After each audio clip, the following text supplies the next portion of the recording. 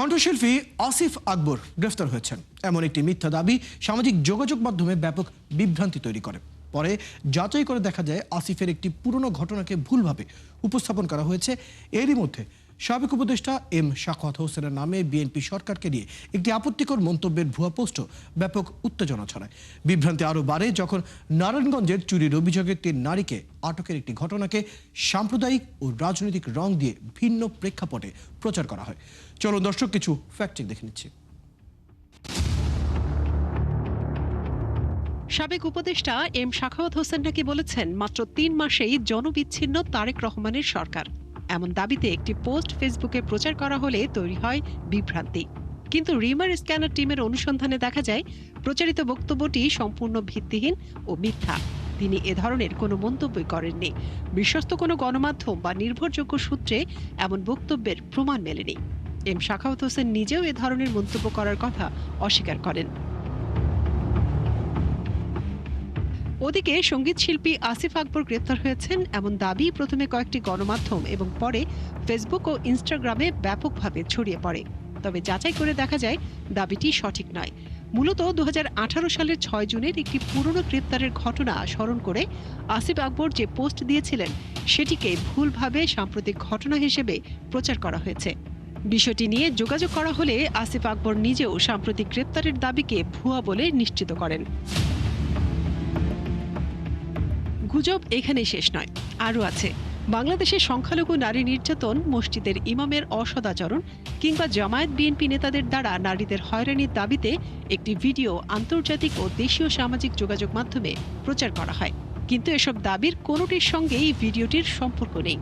গত মার্চে নারায়ণগঞ্জের রূপগঞ্জে চুরির অভিযোগে ৩ নারীকে আটকে রেখে নির্যাতনের ঘটনার ভিডিওকে ভিন্ন ভিন্ন রাজনৈতিক ও সাম্প্রদায়িক দাবিতে ছড়ানো হয়েছে।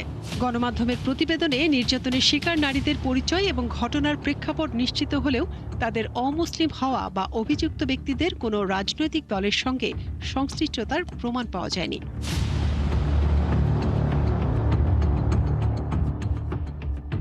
দর্শক, আজকের অপতথ্যগুলো যাচাই করে দেখা গেল সামাজিক মাধ্যমে বিভ্রান্তি ছড়াতে ধারাবাহিকভাবে প্রচার করা হচ্ছে নানা গুজব।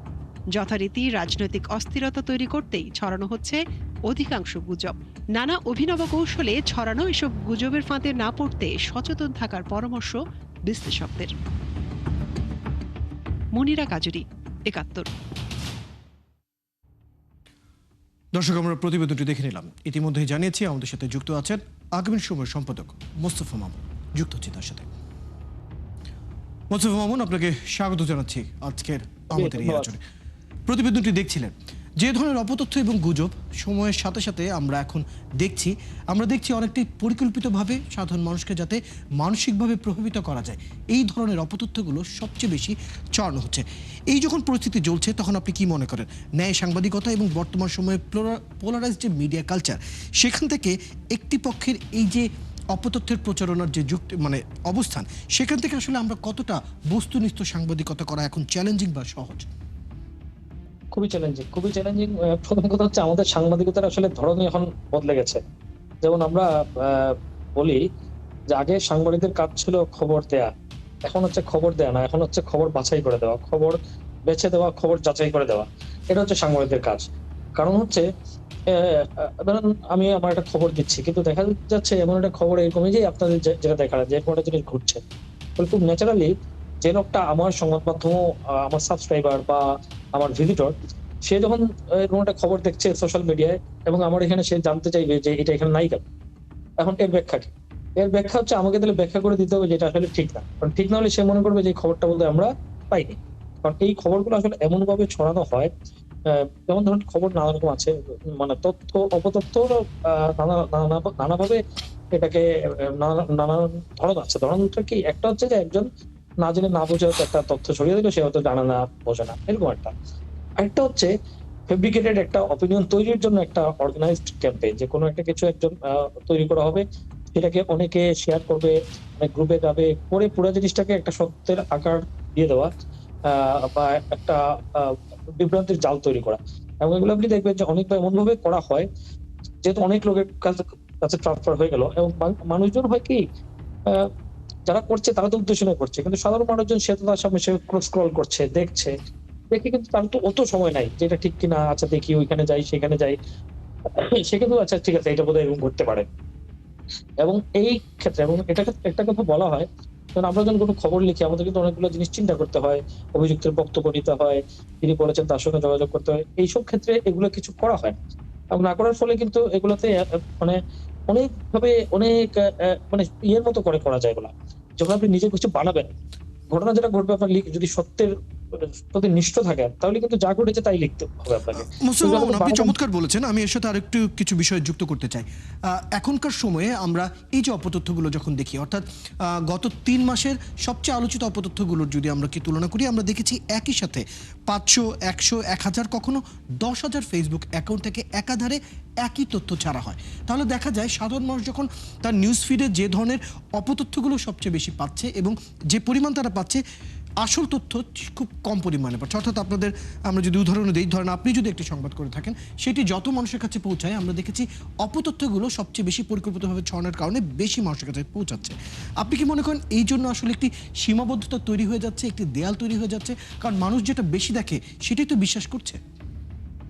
Exactly, exactly. আমরা তো সাংবাদিক বলে আমরা অনেক কিছু চেক করি, আমরা অনেক কিছু বুঝতে পারি, আমরা একটা ধারণা করতে পারি। কিন্তু সাধারণ মানুষ তো সে অনেক বিষয়ের মধ্যে থাকে। সে তো সবসময় খবরের মধ্যে, তার জীবন আছে, সংসার আছে, এর মধ্যে সে দেখছে আচ্ছা একটা খবর একটা খবর। কিন্তু এমন যে ৫টা যখন আমরা আমাদের ট্রেন্ড দেখবেন, আমরা যদি ফেসবুকে ঘুরতে থাকি, পরপর ৫ জন আমার বন্ধু স্থানীয় যদি ৫ বার যদি ফিরে আসে, স্বাভাবিকভাবে কিন্তু এটা আমার মাথায় ঢুকে পড়ে। আমার কনসাসে হোক, সাবকনশিয়াস হোক, এটা ঢুকে পড়ে। এবং ফলে যেটা হয়, আমি তখন এটা কোনো কথা না বললাম। তো ২ দিন পর থেকে আমি আলোচনা বলে আচ্ছা এরকম একটা খবর তো দেখেছিলাম। এবং এরকম হয়তো আরেকজন দেখছে। সে তখন বলছে, আমিও বলছি, আমি কিন্তু তখন মনে হচ্ছে আচ্ছা এটা আমিও তো জানি, আমিও তো দেখেছি। এরকম করে এই ৫টা লোক কিন্তু আবার এক হয়ে যাচ্ছে। এক হয়ে কিন্তু একটা ওপিনিয়ন ডেভেলপ করে যাচ্ছে। তো সেই ওপিনিয়ন গুলা ধরেন সরাসরি কিছু করছে না। কিন্তু এই ওপিনিয়ন গুলা কিন্তু আস্তে, আস্তে ছড়িয়ে পড়ছে। এবং এই মতামতটা কাউন্টার না করার ফলে বা কাউন্টার যদি আপনি না করেন, তাহলে এই ওপিনিয়ন হবে, তখন ধরেন একটা লোকের সম্বন্ধে খারাপ একটা কথা ছড়ানো হলো। তারপর দেখা গেল যে এটা নিয়ে আমি ধরে নিলাম এই মানুষটা এই কাজটা করেছে। ৫ দিন পর হয়তো এই মানুষটার কোনো একটা কিছু নিউজ আসলো এবং ও আচ্ছা এ তো এরকম। ফলে পারসেপশনালি পুরো জিনিসটাকে একদম এস্টাবলিশ করে ফেলা হয়। এবং এরকম এবং ব্যাপার। সাধারণ জনতার কিন্তু পারসেপশন বদলেও যাচ্ছে। কারণ যে ধরনের অপতথ্য এবং গুজব যত ঘন ঘন আসলে দেখা যাচ্ছে, আমি সাধারণভাবে যদি আমি আমার নিজের কথাই যদি বলি, আমার বাড়ির পাশে ধরেন আমার মা বাবা যারা রয়েছেন, তারা ফেসবুকে বা ইউটিউবে যে ধরনের খবর দেখছে, তারা কিন্তু তাকেই সবচেয়ে বেশি বিশ্বাস করছে। পরবর্তীতে যখন দেখা যায় সত্য কথাটা তাদের সামনে আনার পরে হয়তো সময় লাগে, কিন্তু সেই সময় ইতিমধ্যেই কিন্তু তার মানসিকতা তৈরি হয়ে যাচ্ছে সেই বিষয়টা নিয়ে। এই জায়গাটা নিয়ে আসলে কি করা যায়? একদম, একদম। সে এইভাবে দেখছে। তারপরে দেখা দেখা গেল যে আপনার সঙ্গে তার দেখা হলো। যেহেতু আপনি ক্রস চেক করে, আপনি ফ্যাক্ট চেক করে ইত্যাদিতে করে গিয়েছেন। তখন যখন আপনি তাকে বলবেন, তখন আপনি দেখবেন যে সে আপনার সঙ্গে তীব্র একটা লড়াইয়ে অবতীর্ণ হবে। কারণ তার মনে সেইটা অনেকবার দেখেছে, আরো ২ জনের সঙ্গে কথা বলেছে, তারা ওই অপতথ্য দ্বারা প্রভাবিত। ফলে এই সংখ্যাটা কিন্তু কম না। এবং আমরা যারা সংবাদ দিয়ে কাজ করি, আমরা বরং কোনো, কোনো ক্ষেত্রে আমরা তখন এই কাউন্টার করাটা আমাদের জন্য প্রবলেম হয়। এবং তখন আবার দোষটা চলে আসে অনেক ক্ষেত্রে, আরে মূলধারার মিডিয়া তো খবর দিতে চায় না, খবর করে না, লুকায় রাখতে চায়। বরং আমাদের দেশে যে মত প্রকাশের স্বাধীনতা, আবার বিশেষ করে মিডিয়া মত প্রকাশের স্বাধীনতার ক্ষেত্রে যে সেন্সরশিপ ছিল, আমি মনে করি ক্ষেত্র বিশেষে এইটার প্রভাব হচ্ছে সোশ্যাল মিডিয়ার লাগামহীনতা। মানে তখন ধরেন মিডিয়ায় তো কম প্রচার করা হতো, ফলে তখন সোশ্যাল মিডিয়ায় মানুষ দেখতে চায় এই খবরটা এখানে চেপে রাখা হচ্ছে, এখানে পাওয়া যাচ্ছে। তার ফলে ওইটার প্রতি কিন্তু এক ধরনের বিশ্বাস তৈরি হয়েছে। মূলধারার মিডিয়ার সংকীর্ণতার কারণে, মূলধারার মিডিয়ার চেপে থাকার কারণে, বা মূলধারার মিডিয়া চাপে থাকার কারণে কিন্তু এটা স্পেসটা পেয়েছে। এই স্পেস পেয়ে আস্তে, আস্তে সেটা ক্রেডিবিলিটি, ১ম কিন্তু ক্রেডিবিলিটি তৈরি করেছে যে আমরা নিউজ দেই বা এখানে নিউজ পাওয়া যায়। এবং সেটার আস্তে, আস্তে যখন ১ম হচ্ছে ব্যবহার, তারপরে হচ্ছে অতি ব্যবহার, তারপরে হচ্ছে অপব্যবহার। এখন এই অপব্যবহারের মাত্রাটা এরকম বেড়েছে কারণ তারা দেখেছে একটা ভেস্টেড ইন্টারেস্টেড গ্রুপ দেখেছে যে আচ্ছা মানুষ তো সোশ্যাল মিডিয়া বেশি বিশ্বাস করছে এবং সোশ্যাল মিডিয়া যেহেতু অনেকটা আমার হাতে, ফলে আমি এটা করি। করার পর দেখেছি আমি একটা অপতথ্য দিলে আচ্ছা ৫ জন বিশ্বাস করছে। তখন মনে হচ্ছে আচ্ছা এটা আমরা অর্গানাইজড ওয়েতে করি। এবং এটা আমাদের দেশে না, পুরো পৃথিবীতেই এটা হয়েছে। এখন এই ক্ষেত্রে আমি যেটা মনে করি যে মূলধারার সাংবাদিকতার সুযোগ এখানে অনেক বেশি। অনেকে মনে করছে চ্যালেঞ্জ বোর্ডে, কিন্তু সুযোগও বেশি। কারণ মূলধারার মিডিয়া যদি এই খবরগুলোকে যাচাই করে দেয়, বাছাই করে দেয়, তাহলে মানুষ আসলে মূলধারার মিডিয়ার প্রতি মানুষের যে বিশ্বাসের ঘাটতি ঘটেছিল, সেটা বরং ফিরে আসতে পারে। এবং পৃথিবীর কোনো, কোনো দেশে হয়েছে কিন্তু। অবাধ তথ্য প্রবাহে মানুষ যখন এক ধরনের বিভ্রান্ত হয়ে গিয়েছে, তখন আবার দেখা গেল তারা মূলধারার মিডিয়ায় আসছে। এবং এইজন্য মূলধারার মিডিয়ার দায়িত্বটা বেশি। তাহলে কি হবে? আমার খবরটা যেন আমার খবর যেন ওই জায়গায় না যায়, আমি যেন সত্যিকার আমি যেন ফ্যাক্ট চেক করতে গিয়ে যেন আমার রং ফ্যাক্ট না দেই, রং এস্টাবলিশ সেদিকে না করি। আসলে বেশি আমার গুরুত্ব দিতে হবে। দর্শক, আমাদের সাথে আমাদের অতিথি আগামী সময়ের সম্পাদক মোস্তফা মামুন যুক্ত আছেন। আবারও ফিরছি তার কাছে। মোস্তফা মামুন, এই পর্যায়ে আপনাকে আরও একবার স্বাগত জানাচ্ছি আমাদের আয়োজনে। বিরতির আগে আমরা কথা বলছিলাম সাধারণ মানুষের মধ্যে যে অপতথ্য এবং গুজবের যে প্রভাব থাকছে এবং সেটা যে সাধারণ বস্তুনিষ্ঠ সাংবাদিকতাকে চ্যালেঞ্জ করছে, সেই বিষয়গুলো নিয়ে কথা বলছিলাম। এই পর্যায়ে জানতে চাই, সাধারণ মানুষকে এই ধরনের জায়গা থেকে আসলে আমরা বাঁচাতে চাইলে আসলে কী ধরনের পদক্ষেপ এখন নেওয়া সবচেয়ে বেশি প্রয়োজন বলে মনে করেন? আমি জানতে চাই আমাদের সংবাদ মাধ্যম যারা রয়েছে তারা কি করতে পারে, আমি জানতে চাই সরকারি কী ধরনের পদক্ষেপ হতে পারে এবং সরকারি এবং বেসরকারি পর্যায়ের কোনো যোগসাজশের সমন্বয়ে কোনো ধরনের কার্যক্রমের পদক্ষেপ প্রয়োজন আছে কিনা। প্রথম হচ্ছে মিডিয়া তো তার মতো করে মূলধারার মিডিয়া আপনি দেখবেন যে আমরা ফ্যাক্ট চেকার নিচ্ছি সব জায়গায় আছে। ইনফ্যাক্ট আমাদের এখানেও ফ্যাক্ট চেকার একজন একাধিক ফ্যাক্ট চেকার আছেন যারা প্রথম সাংবাদিকতা করছেই। তারপর আমরা যেহেতু এগুলো অনেক কি বলা যায়, অনেক অর্গানাইজড ওয়েতে ক্যাম্পেইন হয়, অনেক ক্ষেত্রে বিভ্রান্ত সুযোগ থাকে, ফলে সাইন্টিফিক ওয়েতে এগুলোকে ডিবাঙ্ক করার একটা চেষ্টা আমরা করছি। এটা হচ্ছে একটা উদ্যোগ। দ্বিতীয় যে উদ্যোগ সেটা হচ্ছে, যদি আমাদের ওই উদ্যোগগুলা সব মিডিয়া করছে এবং এই আমরা যে আলোচনাগুলো করছি, আমি মনে করি এটা একটা ভূমিকা রাখবে। এই আলোচনাগুলো হয়তো আস্তে আস্তে মানুষের মধ্যে এই জায়গাটা তৈরি করবে বা করছে যে আসলে আমি যা দেখছি তাই যেন বিশ্বাস। এগুলো হয় কি, যেকোনো এই পার্টিকুলারলি এই জিনিসটার ক্ষেত্রে আহ যখন মানুষ চলতে থাকবে, কিন্তু একসময় মানুষের মধ্যে হচ্ছে এই সে যখন দেখবে যে আহ, যতই পারসেপশন হোক, পারসেপশন তো কোনো না কোনো সময় ফ্যাক্টের মুখোমুখি পড়ে। আপনি একটা লোক সম্বন্ধে অপপ্রচার করেছেন, যদি শুধুই অপপ্রচার হয় তাহলে তার ভাবমূর্তি ক্ষুণ্ণ হয়, কিন্তু সত্যি তো আর মানুষটা বদলে যায় না, আমার ঘটনাটা বদলে যায় না, তাই না? সত্যি তো একটা শক্তি আছে, সেই শক্তিকে আসলে তুলে ধরা হচ্ছে আমাদের মিডিয়ার কাজ। এবং সত্যের নিজের একটা শক্তি আছে, সেই শক্তিকে যদি আমরা মেইনস্ট্রিম মিডিয়া সেটাকে ধরি, বা ইভেন সোশ্যাল মিডিয়ারও কিন্তু সব যে এরকম তা না, সোশ্যাল মিডিয়া কিন্তু প্রচুর ভালো কাজ করছে, কেউ কেউ হচ্ছে পজিটিভ জিনিস নিয়ে কাজ করছেন, বা যারা যারা ফ্রিল্যান্স জার্নালিস্ট তাদের কেউ কেউ কিন্তু ফ্যাক্ট চেক করেই দিচ্ছেন, মেনেই দিচ্ছেন। তো এটা হচ্ছে একটা বিষয়। দ্বিতীয় আরেকটা বিষয়, যারা কনসার্ন আসলে তাদেরও এখন তাদেরও আসলে নিজস্ব উইং আছে, তারাও আসলে সেই অপপ্রচারের বিরুদ্ধে করছেন। সরকারের দিক থেকে কিন্তু আমি এই সরকার আসার পর আমি দেখছি যে মন্ত্রী কিন্তু নানাভাবে বলছেন, আমাদের তথ্যমন্ত্রী এবং অন্যরাও বলছেন যে এটা আসলে আমাদেরকে এটার বিরুদ্ধে একটা কিছু ব্যবস্থা নিতে হবে। ব্যবস্থা নেওয়ার জন্য বেশ কিছু কথাবার্তা হচ্ছে। আমি যেটা মনে করি যে সরকারের এই বিষয়টাতে আসলে আমাদের সবার নজর দিতে হবে এবং এই নজরদারি থেকে সরকারকে আমাদের সহযোগিতা করতে হবে।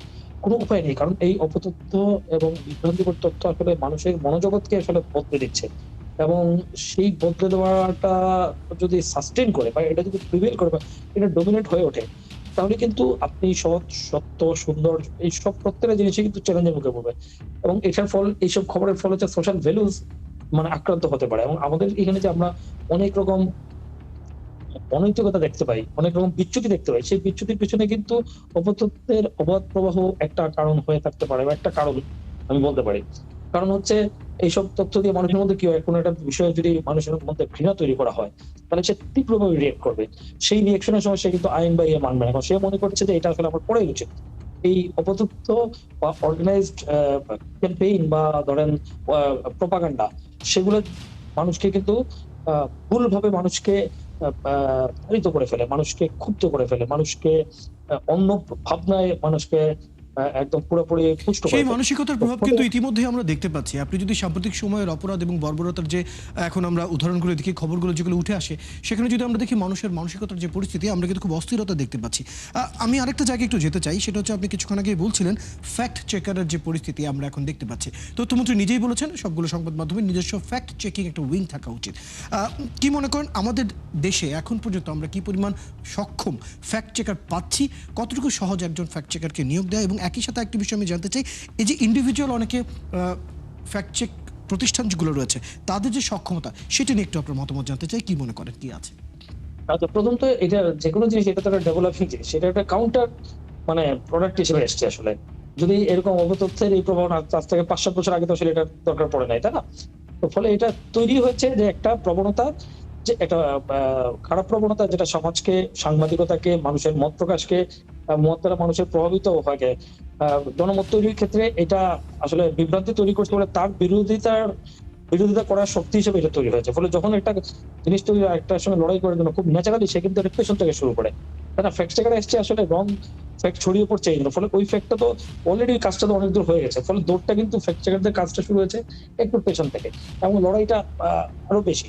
তারপর ধরেন যে ফ্যাক্ট চেকার তো কিছু টুল আছে সেগুলো ইউজ করছে, সায়েন্টিফিক জায়গায় ইউজ করছে, কিন্তু অনেকগুলো ক্ষেত্রে বিষয়টা এরকম না, কারণ হচ্ছে একজন একটা তথ্য মানে যে ফ্যাক্ট চেকার তার কম্পিউটার দিয়ে বা তার এআই দিয়ে বা সবকিছু চেক করতে পারছে না। তাহলে মোটা দাগে তো আমরা বলতেই পারি মোস্তফা মামুন যে এখন ফ্যাক্ট চেকারের যে পরিস্থিতি আমরা দেখছি, এখন থেকেই আসলে আমাদের কাজ শুরু করবে, তাদের প্রশিক্ষণ সক্ষমতা বাড়ানো, নানা দিক নিয়ে কাজ করলে একটা সময়ে আমরা এই নিয়ে খুব দ্রুত আসলে একটি ইতিবাচক জায়গায় যাব। মোস্তফা মামুন, এই বিষয়টি নিয়ে আরো দীর্ঘ আলোচনা করতে পারলে হয়তো ভালো হতো, কিন্তু সময় স্বল্পতার কারণে এখানেই শেষ করতে হচ্ছে। ধন্যবাদ সময়টুকু দেওয়ার জন্য। দর্শক, এতক্ষণ আমাদের সাথে ছিলেন আগামী সময়ের সম্পাদক মোস্তফা মামুন। কথা বলছিলাম বেশ কিছু ফ্যাক্ট চেক নিয়ে। দর্শক, আপনারা আছেন ফ্যাক্ট চেক নিয়ে 71 নিয়মিত আয়োজন ফেক নিউজ স্ক্যানারে। প্রতিদিন আমরা রিউমার দূর করতে হাজির হব ঠিক একই সময়ে একইভাবে। আপনারাও আমাদের সাথে যুক্ত হতে পারেন। কোনো খবর যদি আপনাকে সংশয়ে ফেলে, সেটা একটি স্ক্রিনশট আমাদেরকে মেল করতে পারেন everest.71tv.com অথবা ফেসবুকে যোগাযোগ করুন www.facebook.com/fake-news-scanner। আমরা সেই তথ্যের ফ্যাক্ট চেক করে আপনাদের জানাবো। চটকদার শিরোনাম দেখে ক্লিক করবেন না। বিশ্বাস আর প্রতিক্রিয়া জানানোর আগে ফ্যাক্ট চেক করুন, আর থাকুন 71-এর সাথেই।